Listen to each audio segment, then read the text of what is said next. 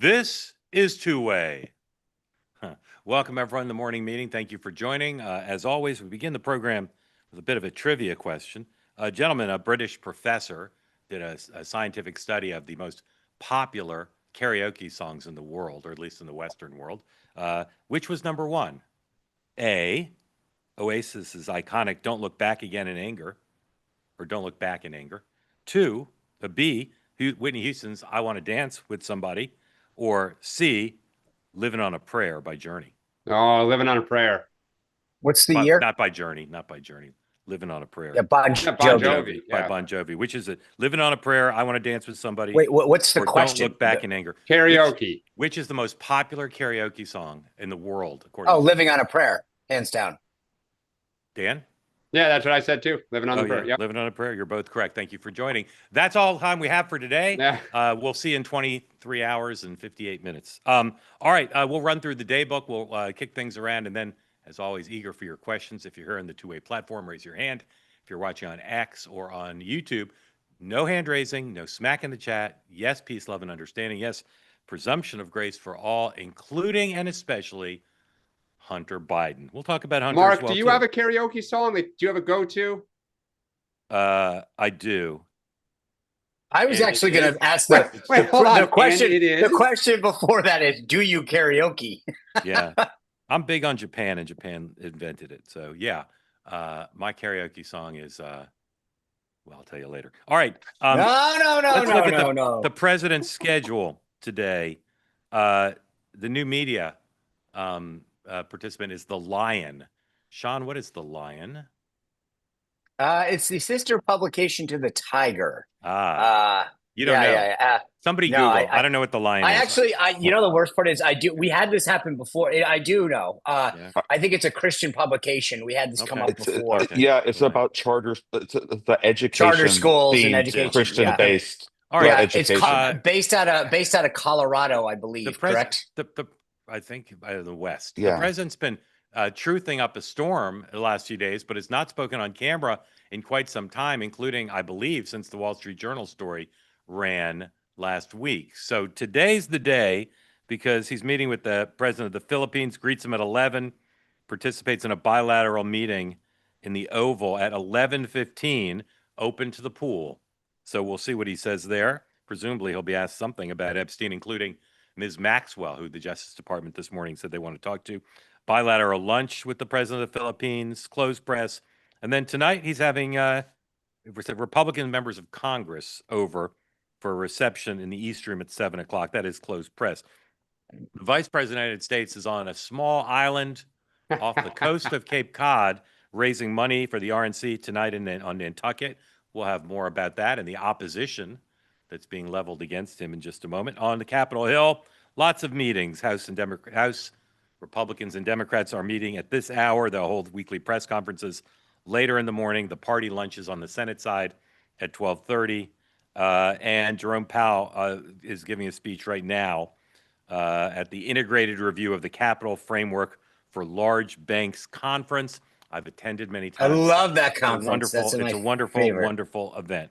All right, so let's get into our topics. Sean, the president has not spoken. What would you imagine his tone will be, but what should his tone and substance be in responding to the Wall Street Journal story and responding to the Maxwell? Let's show everybody that. This is it's strange. The Attorney General this morning tweeted a statement from the Deputy Attorney General saying, in effect, that they're ready to talk to Maxwell. If she wants to talk, that they're going to reach out and see what she has to say. Now, obviously, that's a conversation with the executive branch. That's different than testifying before Congress. This would presumably not be in public. Long statement, but the bottom line is that the Deputy Attorney General says he anticipates meeting with Ms. Maxwell in the coming days, and points out that previous departments had not inquired about her willingness to meet and speak. So, Sean, what should the president say today in response to what will almost certainly be questions on this matter? Well, I think he should be proactive on both fronts that he has pushed out so far. One, that he has directed the DOJ to release grand jury testimony, and two, that the Deputy Attorney General, Todd Blanche, will be reaching out and having a conversation very shortly with Ms. Maxwell to discuss information she may or may not have. I think that's what he should say. I personally, I think he should probably go a little bit further. They released last night to fanfare the MLK files. The funny part about that release last night is if I'm releasing that, I go, yeah, do that to Epstein now. Like it actually created a second problem. So he's going to get pushed today. I think he's going to lean into those two issues and say, I've already done the following. I'm going to do more. I told Pam she can do what she wants. We'll see. I think it'll be interesting to see who asks questions and how he takes them. Again, is he dismissive? Is he proactive? If I were Caroline, I'd walk in and say, Mr. President, I know you don't like this story. I know that you want it to go away. The more we can nip it in the bud and go for and push out, I think that's going to help us. So if you want it to go away, just come out of the chute and say, by the way, I know you also, but if you lead with it, you've got a much likelier outcome of your choosing as opposed to being reactionary. Dan, I want to ask you a couple things. First on MLK, those documents were released over 12 hours ago. And every story I see, because I don't have time to go read them myself, every story I see just says the files were released and talks about them. I've not seen a single story on what's in them. You have an idea why that is? Well, for starters, I think there's 230,000 documents that were released. So well, I know, but in the interest of fairness, people didn't stay up reading them. Sean, what have you seen about what's in them? So it has to do with who was tailing and the FBI, but it's all right-leaning stuff. I mean, no one in the mainstream has covered it at all. But I think some of the right-wing guys have talked about the FBI wiretap, some of the people around him. That's what I mean. But again, it's nothing from like the Washington Post and the New York Times. Right. All right. Dan, the House of Representatives is currently tied in some knots over the Epstein matter, with a handful of Republicans joining all the Democrats and trying to get a discharge petition moving. What is the Speaker's path out of this? Great. Adjourn for the August recess. I mean, look, I don't blame Democrats. They have found an issue that divides the Republican Party in the House of Representatives, and they're going to keep making them squirm and squirm and squirm, because even their own base is saying, release what you have transparency. And Johnson's just covering, for Trump. That's all he's doing. We must protect the White House. That's it. And so God bless the Democrats. Stay on the front foot. All right. We'll move on from Epstein, but if people have questions about it, please raise your hand. Every administration ignores my public service of advice, which is line your nominees up for every office as soon as possible during the transition. Give them to the Senate the first day and work with the majority leader to demand quick confirmations. And they all do the same thing. They sit around hearing bitching and complaining from the cabinet secretaries. There's nobody here. I'm governing the department by myself. I can barely get my deputy confirmed, let alone all the assistants. And then we get to the August recess at the end of the first year, and they're like, this is a disaster. Let's get them confirmed. So now we have Thune trying to work with the White House to get people confirmed and threatening to do away with the recess until they get moving. And some Republicans joining Democrats and saying, no, we want to go home to pretend to be with our constituents who in fact just go on vacation. So Dan, is Thune going to play hardball on behalf of the administration, or is he going to cave and let everybody go home and keep the government not staffed? I think he may try to split the difference. I think they may stay for like a week, but Sean and I have talked about this offline. I do think it's utterly ridiculous that Congress still adjourns for 6 or 7 weeks in the summer. That comes from first when there was no air conditioning in DC and it was hot in those buildings in the summer.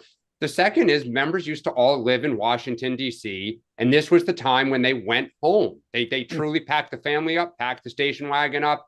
And for all those members who lived west of the Mississippi, they went home and toured their state fairs, etc. That's just ridiculous. None of them live here, or a few of them live here anymore. Most of them go home almost every weekend. At some point, they need to end this. I don't blame Trump. Sean? Well, there's a couple things. I would add a caveat to your sort of historical way things get done. If you're going to make trade a priority and trade deals and tariffs, you got 3 deputy U.S. trade representatives. You got a few, 4 undersecretaries of commerce. Prioritize, like, you get a say in the calendar and the nomination process. And Thune's taking his cues from them. Who do you want next? Give me the next 10. they should be prioritizing the key slots that are in sync with the president's agenda. And so the idea, the problem is that you have a bandwidth issue for one of the president's biggest agenda items at USTR, at Commerce in particular, Treasury a little bit better. The problem is, so that's a strategic issue, number one, as well. Number two, if I were Thune, and this is again where I'm with Dan a little, split the baby here, stay a little bit longer, but then I would dare Chuck Schumer and line up 20, 30, 40 nominees, put them in block, as they call it, and say, dare him to say no and say, we're staying here until you do this. But they should be playing a little bit more hardball with the nominees. So it's a combination and a recipe of staying longer, willing to play hardball, but rolling over and saying, for the assistant undersecretary of whatever, the idea that this, like, they don't actually attend the hearings. They don't get, it's staff work that mostly deals with this. They could easily be doing these things in block, and they're choosing not to. So I think that there's a little bit more hardball that Thune should be playing and that the White House should be exerting on him. But part of the reason the appropriations process has also collapsed is they get through the end of June kind of exhausted from all the fights in the spring, and then they come back in September with like 10 working days. So like stay, do the appropriations. Like it is ridiculous. Congress just adjourns for half the summer. Yeah. All right. Let's talk about appropriations. Schumer and Jeffries are strategizing. Their members are really upset about the rescission move. They're upset about the notion that they're going to be asked to compromise on the next round of appropriations bills, and then the White House is just going to come back and undo their work, which they consider to be not just an affront to their spending priorities, but to the separation of powers. And of course, their main recourse would be to force a government shutdown and somehow assume they won't be blamed for it. Dan, what's the proper strategy to come out of the Schumer-Jeffries strategizing when it's not clear to me what leverage they think they have? Yeah, I mean, that's the problem. I think Schumer is in the exact same spot today that he was in the spring, which is we will get blamed for a shutdown. And they know it. And it's a losing proposition. Their Senate frontliners absolutely don't want it, but the base is demanding it. And I think the problem with the rescission package, and I think there's another one that they're teeing up to put forward, is Democrats and the appropriators cut deals on these CRs and budget to get the 60 votes to get them through. And then the moment it got through, because the rescission, we're going to start undoing some of the stuff that we just agreed to get the deal. And they're like, then why should we make further deals with you if you're just going to undercut us? So I get the I get the policy frustration, but the political reality is we will get blamed for a shutdown. Just Dan, as every Dan, I'm interrupting you because you're describing the problem. What's the solution? Solution is we got to cut the best deal we can. I think the best solution is to get Republicans to agree to no more rescissions this budget. And they don't want to do them anyway. So I'm actually shocked at this discussion, because I think if there's one thing Republicans do well, it's getting blamed for government shutdowns. They with the exception of the one Schumer shutdown during the Trump administration, in my 30 years, I can't think of another instance where Republicans have come out on top of a government shutdown. You're right. And so if I were Democrats, here's the thing, the irony of this discussion, but that if I were John Thune, I'd be having a discussion with Mike Johnson, and they should be strategizing, saying, how do we avoid? They are, because they're talking about a CR again, right? I mean, but Sean, the problem is, what's going to line up is Trump's going to say, I have a deal with Johnson. The House has got it through. I'll sign it. John Thune's got the majority. Yeah, of the I know. And I agree. And but if there's anyone that can screw this up, it's the Republicans. And that's historically, yes, but I still don't understand if Schumer and Jeffrey say we are going to precipitate a showdown, and say no more rescission authority, and we want a representation in the spending priorities, then the Republicans will do what Dan just said. They'll pass it through the House, and the president and will they'll say somehow, sign it. And you know what? And they will message something that will get them blamed for it. Okay. I wish, look.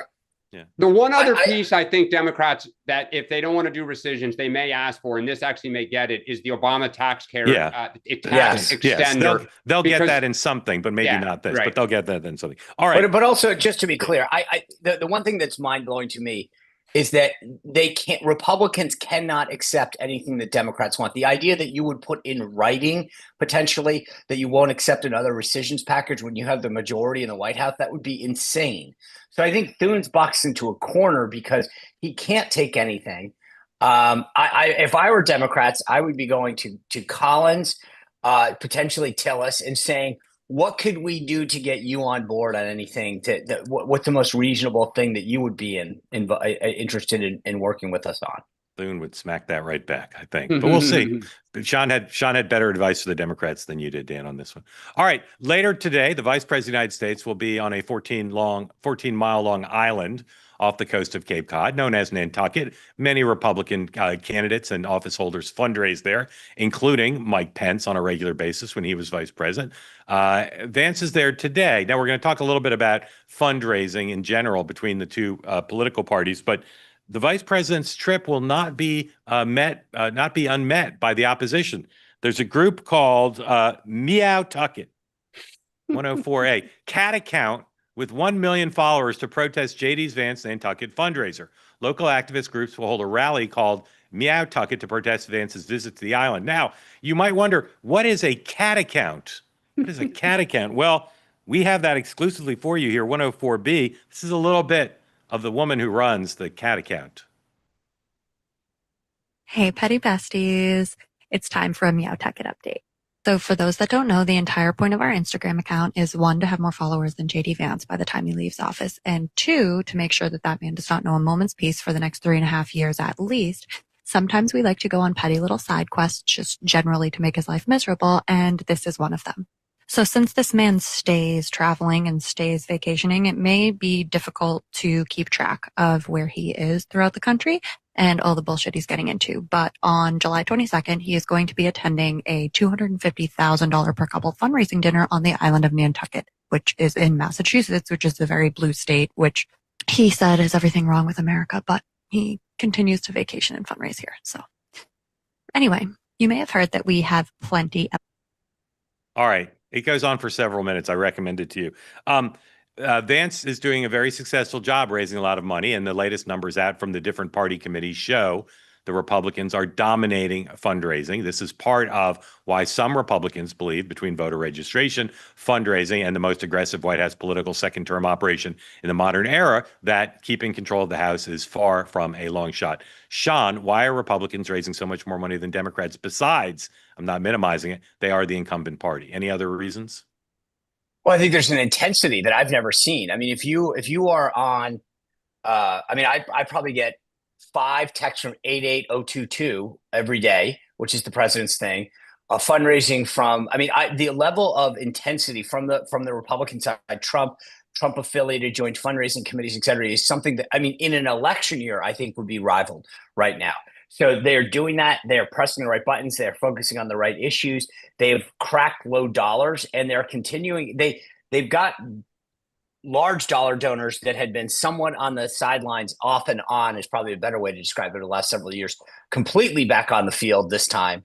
They're firing on all cylinders right now. Just to give people perspective, the RNC right now has $80.7 million in the bank, which is rivaling what you would have in a presidential year.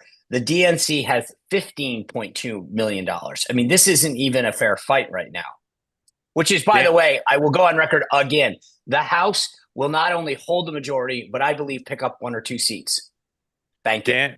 Thank you. Dan, if you were brought in by the chairs of the DNC, the DCCC, and the DSCC, and they said, Dan, we're lagging. What do we need to do?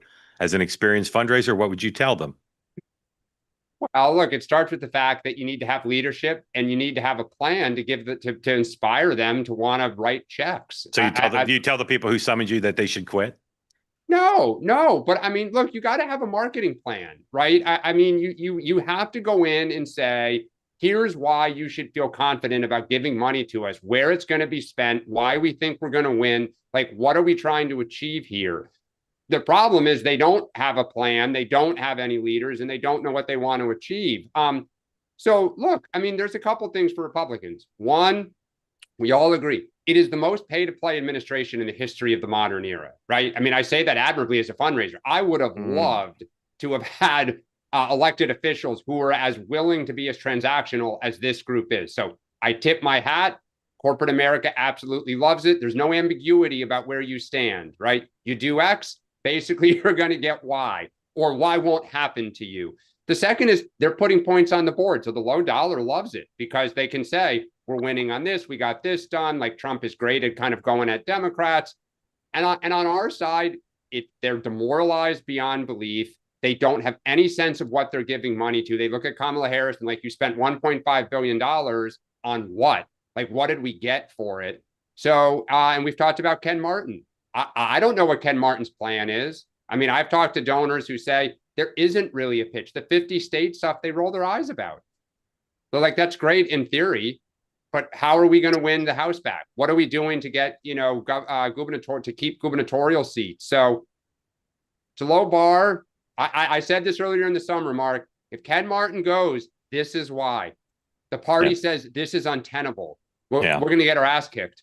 When's the next report? Is it quarterly this year? No, DNC is monthly. Monthly. So they'll keep reporting. The committees are. I mean, and I'm serious.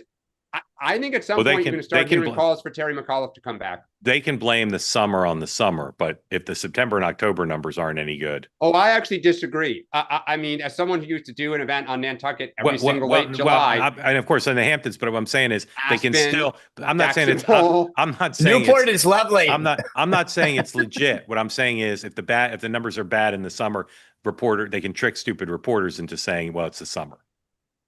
Maybe, but I mean, the problem is going to be, look, I actually think it's miraculous the DCCC is hanging in there with the NRCC because they're in the minority, and the minority in the House has no power whatsoever. But the DTRIP, I think, is always done. Right. No, well, that was, I could name the people, the reason that they've been so good, thanks to Pelosi and her crew. But like that disadvantage 6-1, it's untenable. Yeah, and by the way, the PAC discrepancy could be even more. Super PAC. By the way, the delta, the dirty secret that I haven't looked into yet is, and the RNC got away with this a little for a bit, which is there are now 4 pots of money. So you have your general unrestricted money, your building fund, your legal fund, and your convention fund, and so you can get a big donor. Let's hypothetically say to give you $400,000, 400 into each bucket, right?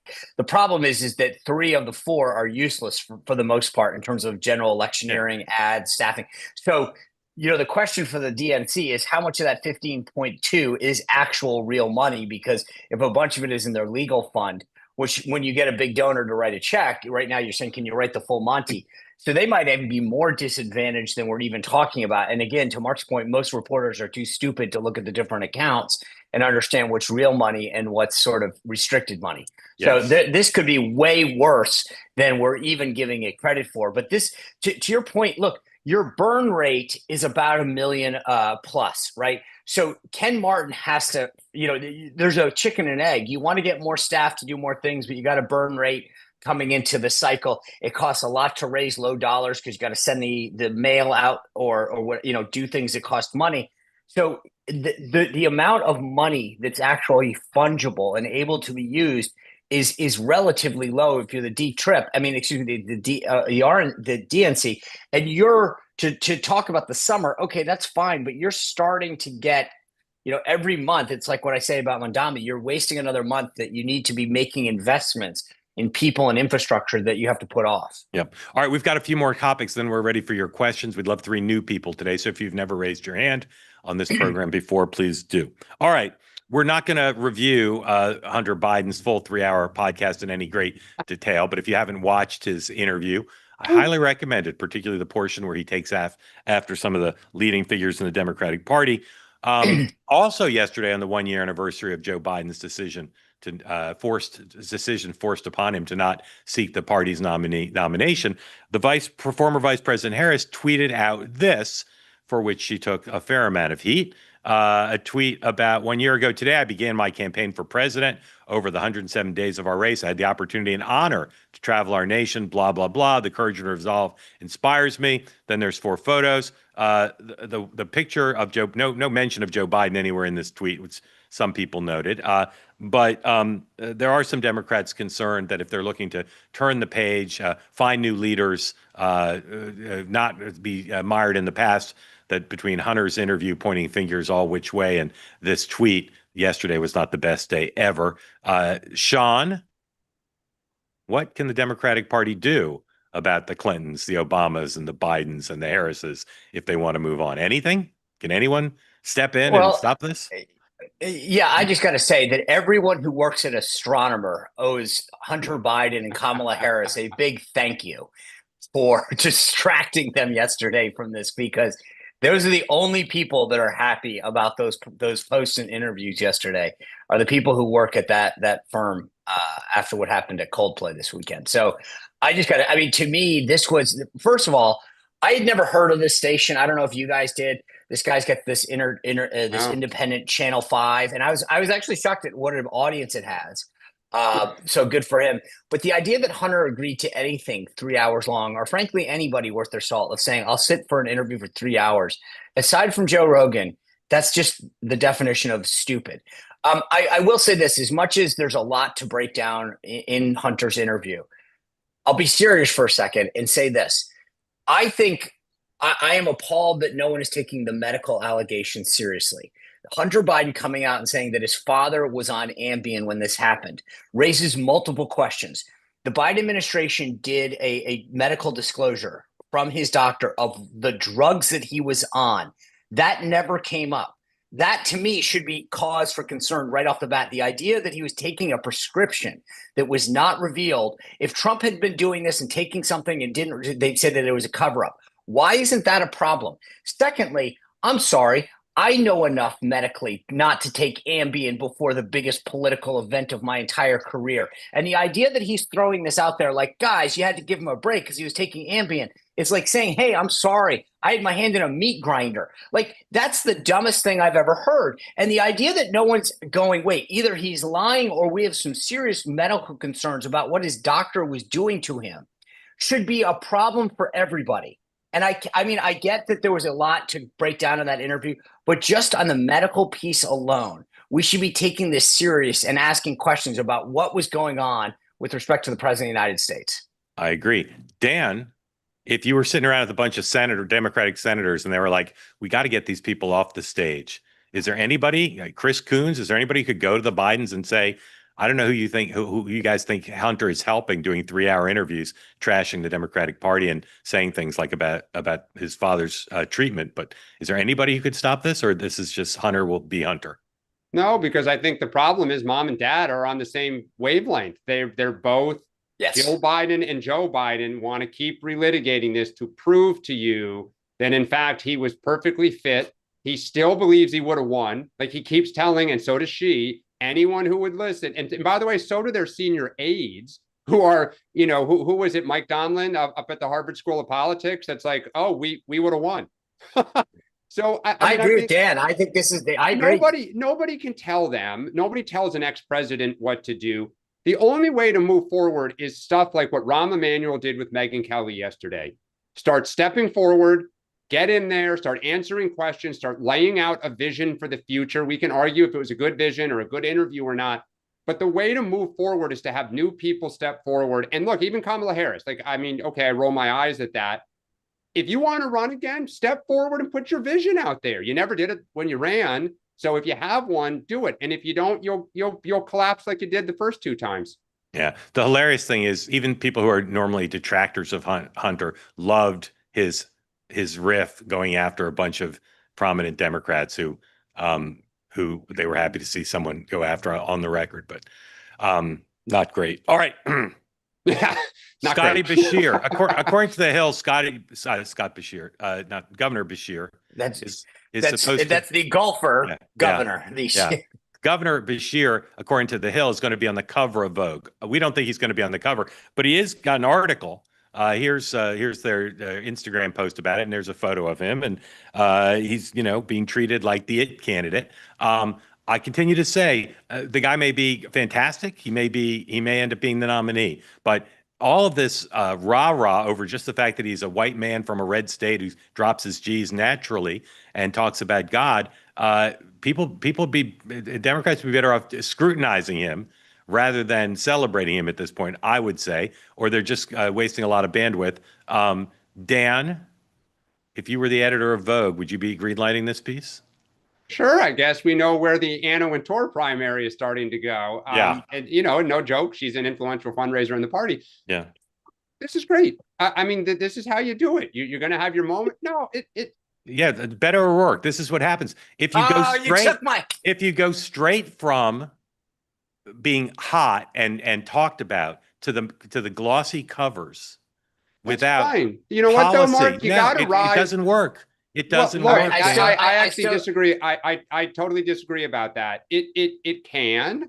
Look, you got to start getting name ID somehow. You got to get your name out there. Even Barack Obama, who shot up like a rocket ship, was like the it candidate in the end of 06, early 07. Totally then kind of cratered in the summer of 07 to the point where they had emergency meetings in August, and okay. So winning candidates find a way to take the momentum they get and build off of it. It's not a straight line. You think this guy is close to being in a class with Barack Obama? No, Mark, but you got to start somewhere. Like, Mark, you poo-poo all these people. Barack Obama was not like as the perfect candidate out of the gate, right? He had his moments, and he had some real F-ups where he screwed up. He was not good. He was boring on the stump. He even admits he lost interest at times during that campaign. Bill Clinton at moments was not a great candidate. Like, you look back when they win, victory has 1,000 fathers, defeats a lonely orphan. I'm not saying Beshear is our savior, but good for him. He's a small governor who's getting some national play. You got to start somewhere. You just do. I'd start giving a series of policy speaves now. Mark, fix the country. 3 years out, you're going to fix this. Then I turned down Vogue. I've seen this movie before. You go straight to Vogue, never ends well. All right, I waited a long time to use my line. So can you guys just put the picture back up, please? That tweet with the photo. I want to show you what everyone missed in that photo. So can we just put it up for a second? Yeah, you see what you're missing over there on the left-hand side? You can clearly see the ghost of Beto O'Rourke. That was my line. So yeah. I just had to use it. Okay. Done. All right. Lastly, we buried the lead. The most important single thing that's happened on Earth in the last 24 hours is this. 109, please. We're kind of married to the previous, but okay, rolling. Oh, yeah. Right. Set. Background's moving and action. This is so good. For those of you who don't know, football is life. Now, that's the good news on the comedy front. The bad news on the comedy front is last night, two of America's leading anti-Trump late-night comics had complete meltdowns. Here's Stephen Colbert, 108. It says some very nice things about you guys. Performance, quality, stature, irreplaceable, meow, meow, meow, very nice stuff. Signed, yours truly, the paramount family of global entertainment properties and AI weapon systems. What? That's new. P.S. We have always been at war with Oceania. What does that mean? I have no idea, but obviously, guys, this is out of my hands. And I want to thank you so much for being here, on my last show. Stephen, you're here for 10 more months. Oh, right. Weird Al Yankovic and Lin-Manuel Miranda, everybody. Thank you so much. Thank you so much. We'll be right back with Sandra Oh. I don't understand this at all. All right, so the audience was taken over by comedians showing solidarity, and hold on. By the way, yeah. I don't mean to do it again, but I won't make you go back. You do realize the comedian on the far right may be a joke at CNN, but that's Anderson Cooper. Yeah. And the idea Correct. that CNN doesn't have a problem with Anderson Correct. Cooper showing solidarity with a bunch of left. I mean, the next time you hear about CNN and their newsworthiness, just remember that scene. Yes. Anyway, the night was filled with jibes at the administration. Sean points out Anderson was there. Less subtle was Jon Stewart. 114. Wait. Hold on.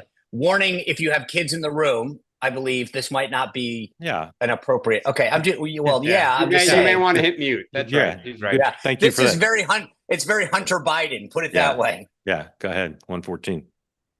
Go fuck yourself!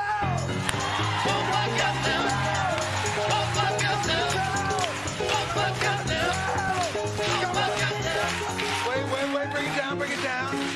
Let's bring it down. Let it get quiet. Fuck yourself. Just go fuck yourself. Everybody! Fuck yourself. Just go fuck yourself. Fuck yourself. Just go fuck yourself. Fuck yourself. Just go fuck yourself. Go fuck yourself. Go fuck yourself.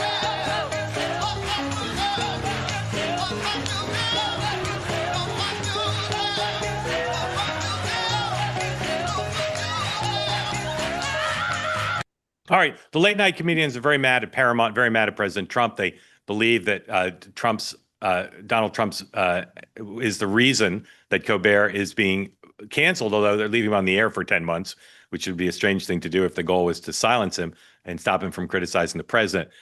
Some writers, some reporters are pointing out that there's actually no evidence that this was anything but a financial decision. Sean, what is the big meaning of last night, and does this loss of late night comedy real estate hurt the Democratic Party? Well, in some ways, but it's also a bigger institution. I mean, the late night thing I grew up on. I mean, the idea that that Stephen has tanked this entire thing. And I know that they all want to blame Trump and whatever, but it seems like they skipped math. Stephen Colbert makes $16 million a year. He has a production team on that show over 200, and they lose $40 million. Now, I never took math in college, but I figure out that's a losing proposition. So they can blame everybody. But at the end of the day, Stephen's thing is, he said last night, I don't understand. I'm number one in my time slot. So yeah, you beat Kimmel and Fallon. Woohoo. You didn't beat Gutfeld, by the way, when he was at that time slot. So just because you're number one among three doesn't mean you're profitable, you make money, or you're good business. You losing $24 million a year. And I think at some point he might get the math message. So it's funny how these guys rally to the defense of, as long as we're against Trump, we should be platformed and cared. They didn't seem to care when other people were canceled. I find this whole thing just hysterical. It's like they literally are in good company with the heads of NPR and PBS when it comes to not reading the room. Dan, what's the bigger meaning here? Well, look, I think Stewart and Colbert speak for tens of millions. I mean, we always talk about this. Like, I agree with Sean, and I've said this now for the last few weeks, the business model of late night TV is broken. And I think there will be other stars like Jimmy Fallon who are either going to take a significant pay cut or go in a different direction. At the same time, I don't think any of us disagree that the shakedown by the administration of media companies to get mergers, to stay in the good graces of the FCC is unprecedented. It is. I mean, if a Democrat said to Fox News, you want to buy MK Media, and Sean Hannity's got to get off the air, and you got to pay me $30 million to the, Kamala Harris library, I mean, there would be people protesting in the streets. So, I mean, they do speak. It's inartful, and this would not exactly be where I would kind of plant the flag. But I get the increasing frustration about this should not be acceptable. So what's happening? Two quick points. One is, if you remember, and I grew up on David Letterman, he was very irreverent when it came to CBS. So there is he mocked them all the time. So the idea that somehow this is about Colbert's criticism of the parent company, whatever, doesn't really hold water on that same network. Number two, I will disagree with you, Dan, on the model is broken. It's not. Greg Gutfeld showed that it's not broken. If you're funny, people tune into you and you actually get more ratings. The bottom line is when you alienate half of the country, the model doesn't work. So it's not broken. It's just that when you say unfunny things and alienate half the country, you're never going to build a big enough audience to get the advertisers to be profitable. So there's a difference. We talked about Shane Gillis the other day. He was funny. I think if Shane Gillis hosted late night, people would tune in. There is a balance between being funny and being mean and using the platform. The Colbert turned that show into a late night Sunday show. Who the hell would have ever put the Secretary of Energy on as a guest in late night except Stephen Colbert, right? It turned into a show, a Sunday show of Democratic operatives and office holders that was not whatever. I mean, I don't find it funny. I don't want to watch them at night. So they blew the model. The model isn't broken. It's just that they screwed it up. No, look, it's because of their pay that the model is collapsing. Greg Gutfeld and the Fox crew does not appeal to the entire country. I mean, let's be candid about this. They appeal to half the country. I tip my hat. They're the most popular network. They're the most popular people. But let's not kid ourselves that they are some bipartisan, the economics of cable are different than broadcast. Right. But fair enough. But that's my point, though, is that the model's not broken. They are broken. Well, no, look, Jay Leno defeated David Letterman for that spot because Jay Leno went around the country to the affiliates and appealed to middle of America with balanced humor. Jay Leno made $30 million. Those days are gone, right? What you're going to get is much smaller pay. Why did Hoda leave the Today Show? They're not going to pay her $15 million. They told her to take a 50% pay cut. She said, forget it.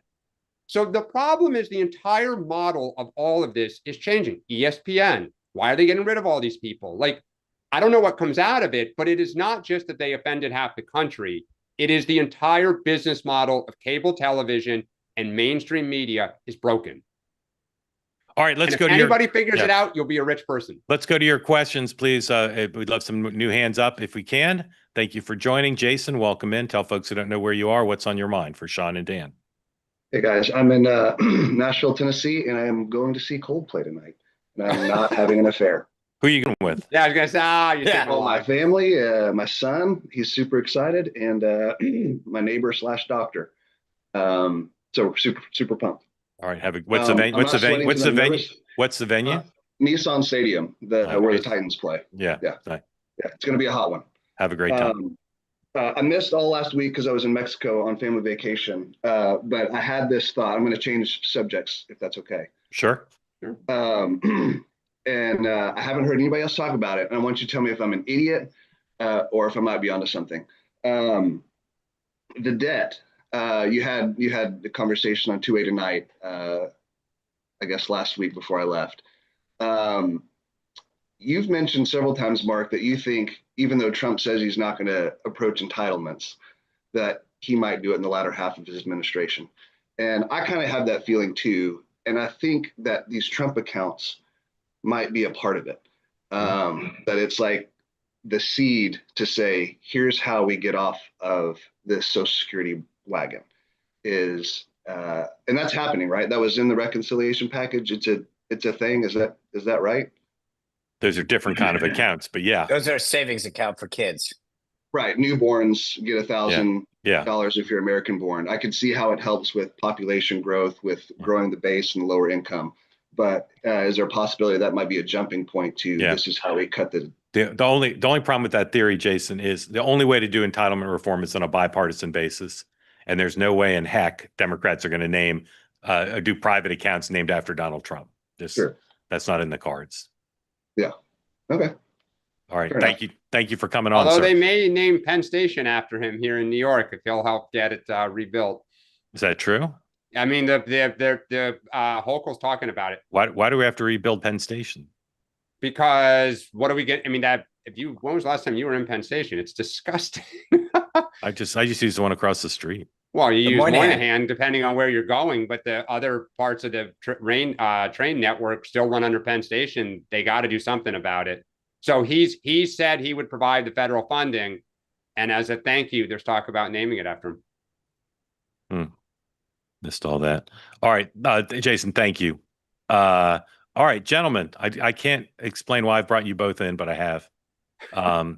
Michael, welcome in. Jeff, welcome in. Is this Jeff, best beard face-off? Jeff, you first. Tell everybody who doesn't know where you are what's on your mind. Morning, calling from St. Louis.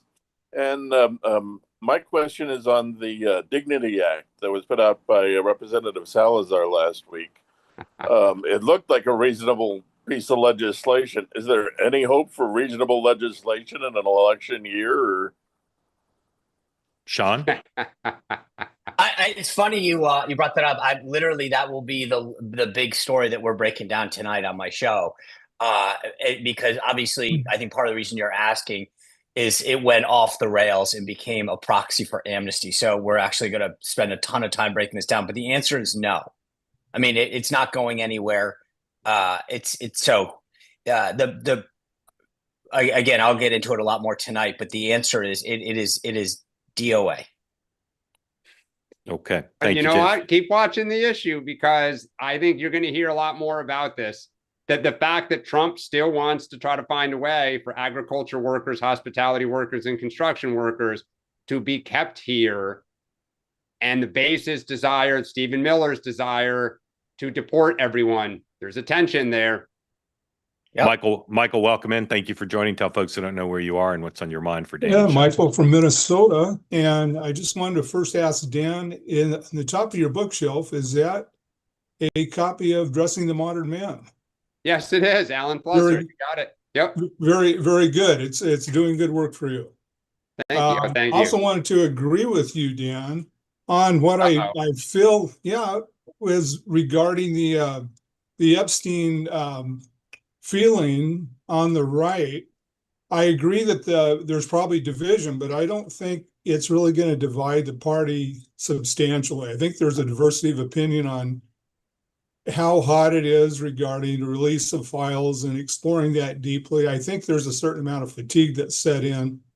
And it'd be great to know, but there's still a lot of stuff. You can go back to the Clinton era and the McDougalls and what happened to Jim McDougal in the isolation with a heart attack, and why his wife wouldn't testify and then was given a pardon. I think there's some maybe parallels that maybe Ghislaine Maxwell will look at, and maybe she won't testify regardless of what they offer her. I don't know. But I don't think the Epstein file stuff is going to go very far. And what do you think about this? And Sean, maybe you have an opinion. At what point does this give J.D. Vance a little room to start getting some daylight in terms of identifying himself separately in some very subtle way as he moves forward towards his potential nomination? Well, I do agree with you, Michael. I don't think this is going to break MAGA in half. Like, I totally agree with you. I think two things can be true. Trump can have a 90% approval with Republicans, and half of Republicans can disagree with how he's handling Jeffrey Epstein. I think you can have both. That's a testament to Trump and the affection the base has for him. I don't think J.D. Vance can ever have an inch of daylight between he and Donald Trump. Just don't think it can be allowed. Yeah, I'll just two things. One, to Dan's point on the Epstein thing, there are issues that people care about, and then there's issues that people vote on, and there's two different things. And I think that they might be a little upset with how the administration's handling this, but they're not. They're still intact on the overall agenda, especially when he is having such success on issues like immigration. So I think there's frustration, but I think they're obviously trying to work through this, and the entire issue is in the hands of the administration, meaning they can fix this and alleviate it. And every day that they let a little out, today with that Todd Blanche announcement, they're letting a little out. They make it a little bit better. I think they could expedite this. To Dan's point, I think an inch would be a lot if JD Vance had daylight. Like an inch would be a mile. So I think if he ever has a centimeter, that will be big. Not to mix measurement systems here, but I think that you're measuring on the metric system, not on our system. Michael, thank you. Very grateful to you. Please come back. Okay. We'll have to people on Nantucket can ask J.D. Vance about this. Exactly. Joshua, I'm sure he'll be. Mark, what will he normally be doing? Just walking down Main Street there? Is that what one does in Nantucket? Walk down Main Street? That's something people sometimes do. I used to bring the Governor Clintons Shapiro. there. Governor Shapiro was on Main Street over the weekend doing a fundraiser. We used to, Sean. I used to bring the Clintons there. There's a former ambassador. She's had a couple of ambassadorships who would host them, and then like to take them to dinner, and always went to one of the most popular restaurants, had the most seen table, and would hold court with them, so everybody knew who was in town and who they were with. That ambassador has a very nice house, by the way. Yes, she did. Joshua, and I love her. in. Let me be clear. Yes, she's a lovely person. Joshua, welcome in.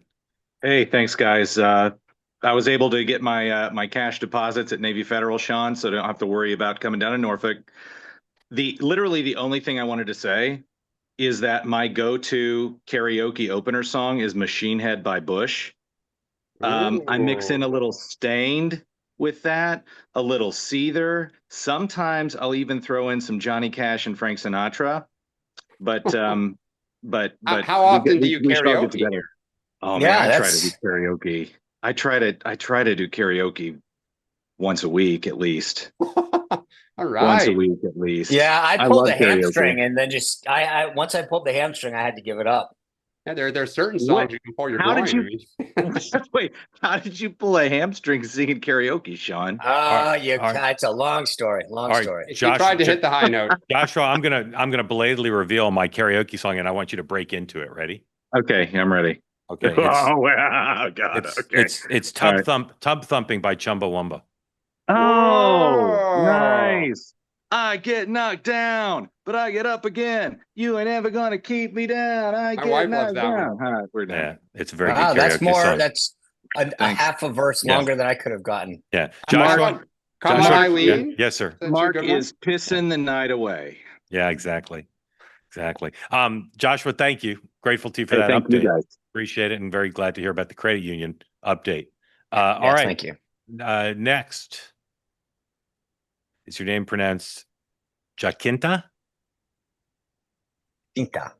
Apologies. My name is Jacinta. Jacinta. All right, Jacinta, welcome in. Thank you for joining. Tell folks who don't know where you are and what's on your mind for Sean and Dan. My name is Jacinta Opore Mirembe. I'm a Ugandan, right now living in Uganda. So I wanted to join the discussion yesterday. I've been watching True for quite some time, since the election in America. Great. First of all, I think Trump is doing a very good job. I think illegal immigration, whether some of us are trying very hard. I have a relative who has been trying to come to the US for now 10 years and cannot come because there are some, I think, processes that limit her to come, but she would really love to come and work. And it feels bad that someone can come across the border and get an opportunity when it's very hard for us to come all the way from here to go and work. That's the first thing. The next thing, I think, according to yesterday's discussion about the nominated mayor of New York City, I think if he's really in Uganda right now, he would appreciate capitalism more than socialism. We have some bit of socialism, but it's not too much because the government does not impose all of us to go to either. There is one called Uganda Primary Education. That one is for people in very poor communities who cannot afford to take their kids to primary. It's the same for secondary. And at that point, if the parent cannot afford to pay for the child to go to university, the government also helps the children to go to university. So I think that's the only point. But if all of us were subjected to go to, first of all, the schools are not, for lack of a better word, they don't have the best teachers, because the best teachers always go to where the money comes from, and the money is in the private. Right. Also, even the same with the hospitals. We have government hospitals, they don't have enough medication. So we also prefer to go to the private ones.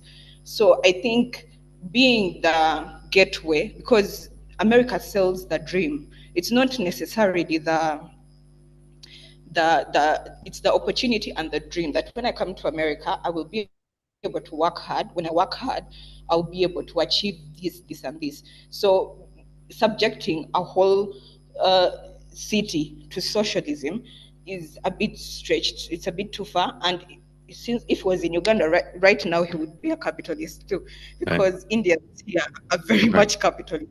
All right, So I think awesome.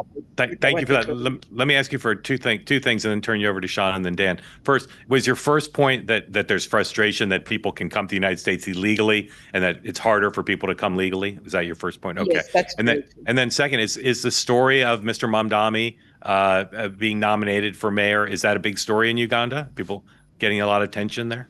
No, it's because I follow a lot of American politics. It's more, how can I put it? Too dramatic. Yeah. So it's but more not, interesting. But it's not a story that people are talking about generally. And decisions Americans make affect the world. So that's why we follow it a lot. And that's why we're very glad that Trump actually won. Got it. Okay, Is it a big story that he's visiting there? No. Actually, I think I'm among, if not the only one that would know, because I watched you. Right. Okay. Sean. The one last take I'll say is, among the people who are aware of him, his visit, etc., is his position. I mean, based on what you described in terms of socialism and capitalism, are they proud, or is there a bit of, wow, he's off the reservation? Like, to the extent people do know him, what is the impression? I don't think Ugandans know him like that. And if they know him, it's us who are interested in American politics. It's no, and there's no fanfare. I've been watching news. There's nothing to it. And I think generally we don't want to be associated, because when it's like, go back to Uganda, I'm like, yeah, we don't know him like that here, and we do not really accept socialism like that. So okay, Dan. Okay.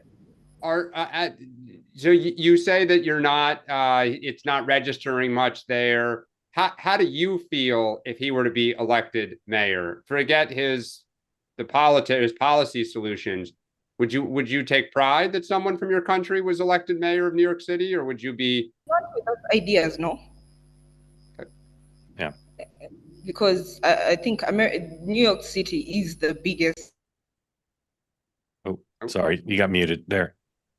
Can unmute again. Sorry about that. Go ahead. I was saying New York City is the biggest city in the world. And when you sell us an idea, as we're this part of the world, you sell us capitalism. We see New York, it's bustling with very beautiful scenery, it's developing on a fast rate. So you're selling us that idea. Now you're saying that, no, actually capitalism doesn't work like that. It's not that well. If New York actually votes for him to be the mayor, they are essentially telling the world that we should follow China. China is already importing their ideas to Africa, frankly, right now. Most of our projects are being funded by China. We are now trying to learn Chinese. The Chinese are now, the government is encouraging schools to teach Chinese, because now we Chinese businessmen are actually growing faster here. So it's not really a good look. Yeah. Jacinta, I'm really grateful to you for being part of the two-way community and for coming on today. And you should know New York is also known for the largest, fastest, and meanest rats in the world as well. We've got it all. Thank you. Thank you for joining. Appreciate it. Sean, you want anything more you want to tell us about your show tonight? Yeah, Will Chamberlain from the Article 3 Project has been really outspoken on this Salazar Dignity Act, and going to break down, plus Epstein, the everything DOJ will break down and find out where we stand on a lot of those issues. So excited for that conversation. All right. Tonight on Two Way Tonight, one of the smartest people I've ever met, Neil Ferguson, I believe, certainly making his Two Way Tonight debut. He's an incredible writer and thinker, and proud to know him. So join for Neil Ferguson. We'll talk about the economy. We'll talk about international affairs. We'll talk about the politics of Donald Trump, 6 o'clock tonight. Later today, my podcast on Megyn Kelly Network, Next Up, will drop. And amongst the things we'll have is a new poll. It's the best poll I've seen, done by David Burrell of WIC, of the New York City mayor's race. Incredibly interesting data, not just about the horse race, but about why Mamdani has appeal and where his vulnerabilities might be. David will be on to break down the poll, and John Podhoretz to comment on the mayor's race, amongst other topics. So join me there. You can watch it on YouTube later today or where you get your podcasts. Tonight also, 7 o'clock Eastern Time, Ari Aster is the director of the provocative new COVID-era Western Eddington, really the it film of the moment, joins Michael 7 p.m. Eastern time. Please tune in for that. And don't forget, tomorrow at noon Eastern time, Meghan McCain debuts her very long, very good interview with Giselle Fetterman. They cover a bunch of stuff. It's really compelling. I've seen it, and I recommend it to you. And of course, the three of us will be back in 23 hours for another episode, Dan, of The Morning Meeting. Have a great day, everybody. I'll see you later. Yeah.